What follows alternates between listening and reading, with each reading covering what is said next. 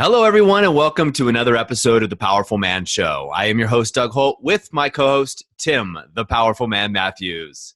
Tim, what's going on, brother? Doing great. I'm feeling great. How are you? I'm doing all right. How are I'm you, feeling much Doug? better. Much better. I was battling a bout of guilt that we were just talking about going through that. hmm Yeah, I feel quite smug on this side. I feel really peaceful and calm, and obviously there's a whole upheaval on your side with the arrival of baby Aspen, which is how did you come up with that name, by the way? It's a great question. So, we had a laundry list of names that we liked, and we don't like traditional names or as much. We just weren't as attracted to them. Nothing wrong with them. And then we went into the delivery with the top three names, and we did the same thing we did with our son Bodie. We went in with an idea. Aspen wasn't my first choice. And then we meet the baby, spend some time, at least a day with the baby. And then my wife and I kind of go, what do you think? With Bodie, we both looked at each other instantly. Bodie was my second choice. Braxton was my first, and that one came down to me during a yoga session, or excuse me, meditation session. And we met her, and we looked at each other. And my wife had super strong feelings about Aspen as the name, and that's what we went with. Oh, wow. Know that she was conceived in Aspen. No, everybody asked me that. Because our son's middle name is Whistler, and he was conceived in Whistler, and we were in Aspen, so people have made that assumption. But no, we just like the name. Okay. I think her name would be Back of Van,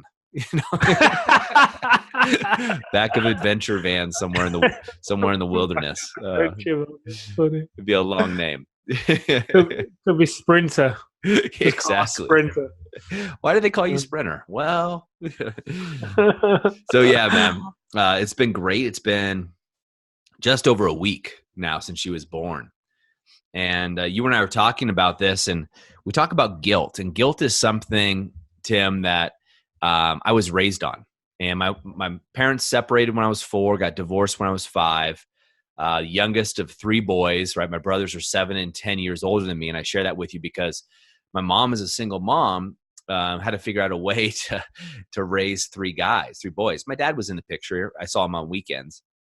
But the way my mom did it was through guilt and manipulation. And I've talked to her since, she's in her 70s. I kind of called her out on it. And she said, yeah. She's like, I had 3 guys, very active, athletic boys that were fighting, tearing things up in the house. She's like, how do you think I was able to manage the house? My mom worked full time. And she's like, I had to do that to get things done and survive type situation. But passing it on to me, I've worked on a lot of work around this, but I get very guilty easily, right? And so with a new baby here, working, you and I were talking about this because I wasn't able to be at the last Alpha Reset. So I feel guilty about that. I feel guilty that I'm not getting my workouts in. And so I made a promise to somebody that I was going to stick to a workout regimen, which I haven't because I haven't been sleeping as well. And then I feel guilty about that. And this starts to compound. And the story that I had playing in the background, I did some work on this morning, and you and I talked about it. I think a lot of the men can relate because this is a repeating pattern for me. Luckily, I'm able to get myself out of it quicker. But the story I had was I'm not being good enough of a father to my son, right? Toddler that I have. Even though I'm spending every day with him, driving him more, taking him to classes, still, I could be doing more, right? I'm not being good enough father to my daughter, right? I got sick. My son had the flu. So whenever someone's sick, you can't have it near a baby. So I've been isolated a little bit more. So is my father-in-law who's visiting. And I haven't been as good a husband, right? Because everybody in the house is sick, we isolated my wife, even though she's getting cooked for, she's being taken care of. I could be doing more. And then I'm not doing, it goes on and on with the areas because I hold my standards so high for the way that I want to perform in my life. And I always have, that you constantly go through this, or I go through this pattern of feeling guilty that I'm letting people down around me and myself, and putting myself last, which is the exact opposite of what we teach at the Powerful Man, right? I start getting that pyramid, and I have the pyramid the opposite way. And you don't always see it as you're going through it as a man, especially as someone like yourself, Tim, or myself, or the guys listening to this, you're trying to better yourself. And so when you're trying to better yourself, often you're looking towards the future. You're looking towards what's possible and the possible version of yourself. And you then go into a comparison analysis, right? You start comparing yourself to the best version of yourself. And that's when the guilt really comes in hardcore, because you know you could be doing better or you've done better in the past. And you don't give yourself at times a free pass, right? Like it's okay. Like, going through that. Now, I know you've experienced this. I know you've seen this with the guys. What has been your take on this situation? Yeah, the story I often hear from the guys is, I'm just thinking about I don't really get guilt as much. I know you don't. I hear it a lot from the guys. And what they will say to me is they'll feel guilty because they're working too much, and then not having time with the wife and the kids, and then they'll feel guilty when they're taking time off, like they should be working more. And it's almost like with this guilt they carry around, in my opinion, one of the keys for those guys is to really practice presence. That's one of the elements here, right? Because if they're able to be fully present when they are working and fully focused there, the productivity is going to go up. So we speak to many guys that when they're having trouble at home, that then has a domino effect in business, right? Because they go into business, they are distracted, thinking about the wife and the marriage, what might happen there, or even their health. If they're stressed out, maybe they're getting heart palpitations or sleepless nights or whatever it is, it's a distraction and they're not addressing the loose ends. So I think if they're able to actually be present with the one thing they are doing, so if I'm at work, I'm at work. And part of that is then standing the ground and the boundaries with the wife, saying, look, I'm not able to, not ignoring her, but, I'm not able to do certain things for you. Or you've had it, we both work from home, right? And so often it can be that Amelia thinks I'm at home. So that means that I'm not working. Yeah. And then I could be sat downstairs sending a message to somebody on the team, and Amelia just happens to be in the room, and she's trying to talk to me and talk to me and talk to me. And she knows now that I just don't respond. It's not that I'm being rude. It's just that when I'm doing one thing, I'm doing one thing. If I try to do both, I don't do any. So, I'll say to her, look, Amelia, it's not a great time to speak to me right now. I'm working. In the early days, it could create a few arguments here and there.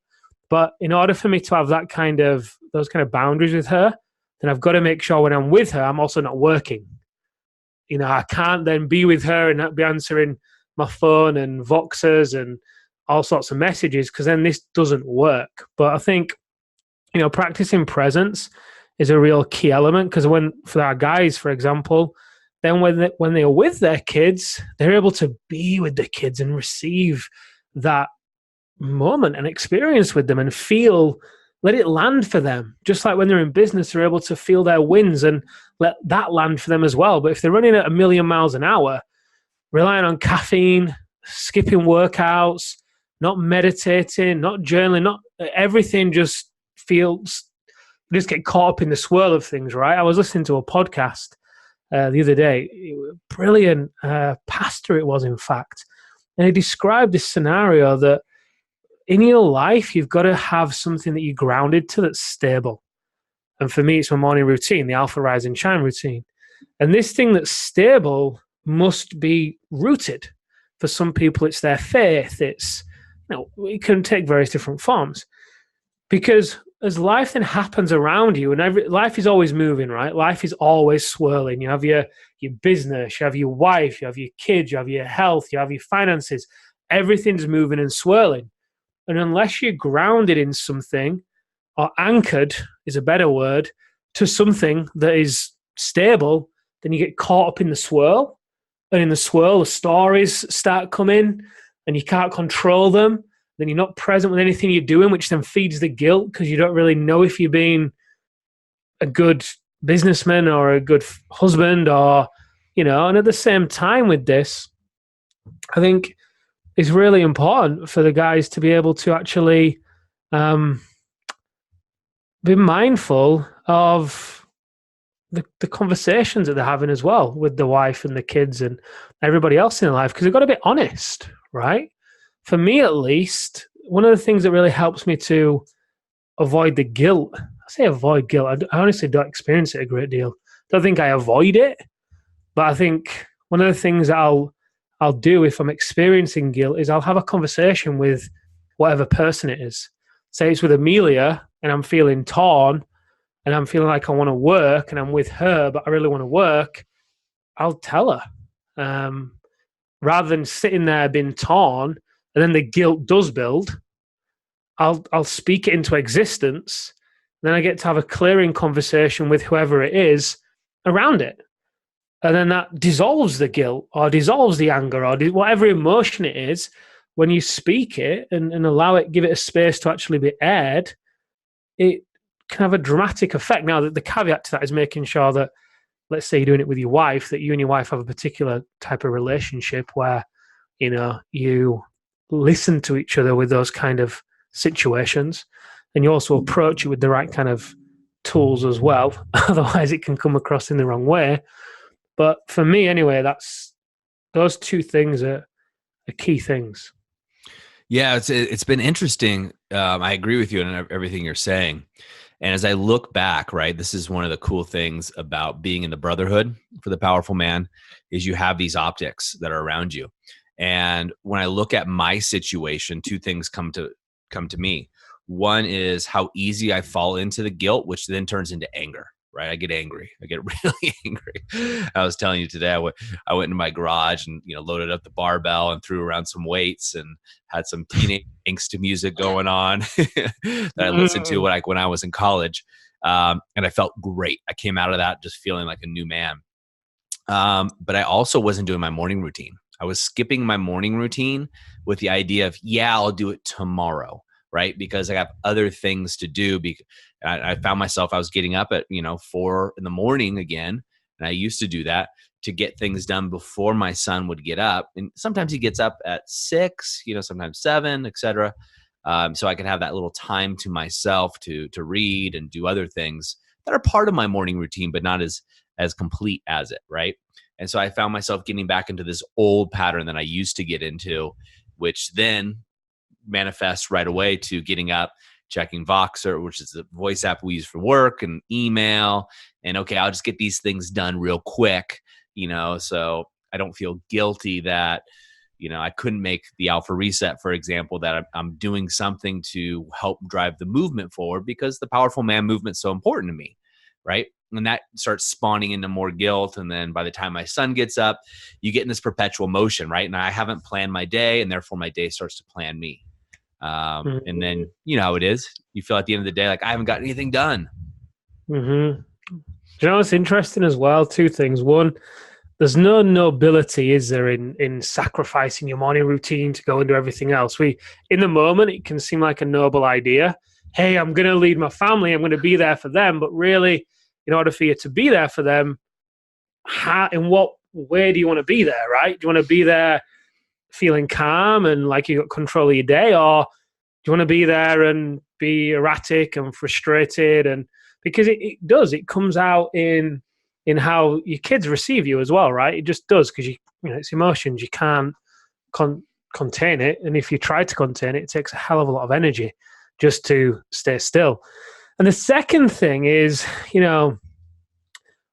not really spoken a great deal about the concept of receiving, right? But it's absolutely key. So when I say receiving, what I mean by that is, easiest way for me to explain this is, when someone gives you a compliment, right? Most guys, and I used to do this, they'll be like, someone gives you, let's say someone says, oh, your hair looks nice, or you look nice. Someone said it to me today, oh, your skin looks really nice.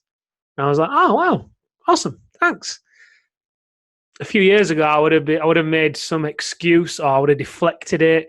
I would have done something to get it away from me because it felt uncomfortable. Mm-hmm. And it's a case of, hang on a minute, if I can't receive a compliment, how am I going to be able to receive all the love that Amelia is trying to give me when she's trying to connect with me? How am I going to receive all the money that I feel worthy of receiving? How am I going to receive the clients we want to work with? How am I going to receive the health? And there's there's an active appreciation that goes hand in hand with the receiving. And quite candidly, I've said to you, Doug, look, I don't think you're going to be in the business for 2 months.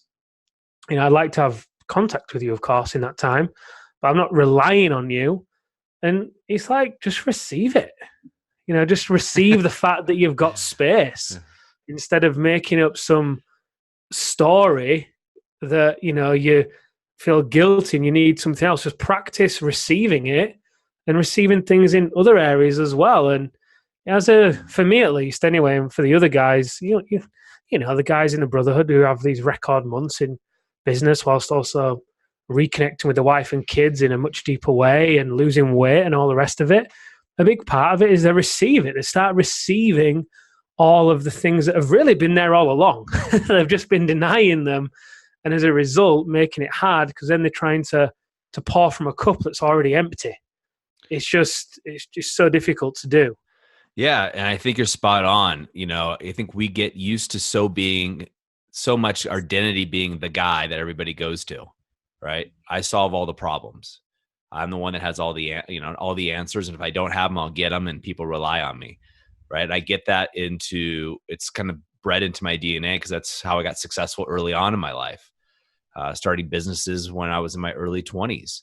So, with that, it's interesting you say that, Tim. I'm sitting here reflecting on what you're saying, which is brilliant. And you got this on recording now. When I went down to do ceremonies in the Amazon with the shaman, what they told me my practice gets to be is receiving. Because when I was in ceremony, I was worried about everybody else in ceremony and trying to take care of everybody. And they're like, no, this is time for you. You receive. But I'm like, yeah, but is so-and-so okay? Should I go get them water? Like it's just my human nature to take care of people and people around me. And it served me very well in a lot of ways. At the same time, when things like this happen with me, where I don't receive, like my in-laws being here, being able to do stuff, but me feeling guilty, therefore I just do it all. It's really prominent. So what you're saying really hits home to me, and I'm sure it hits home to a lot of the men listening. Yeah. I mean, I speak to myself as well. It's so easy. We say like we're recovering hustlers, right? It's very easy for me to just get lost in work and get out of balance because I love what I do. And, I love the challenge. I love the growth. I love everything about it. And, I think if I wasn't involved in the Powerful Man in this way, I'd probably be a client, quite honestly, because I'd probably be on the verge of my relationship breaking down or, no doubt. So, and that's because it's just the nature by default. That's who I am. And I think for me, receiving is a constant practice because it's just for so long, it wasn't something that was natural for me. And I've had to continue to have to remind myself of it, to receive things. Like yesterday, I was speaking to a guy in the gym, again, a different guy this time though. He was asking about the Alpha Reset. I was reading out some of the messages the guys had sent me. He's like, wow, you must be so proud.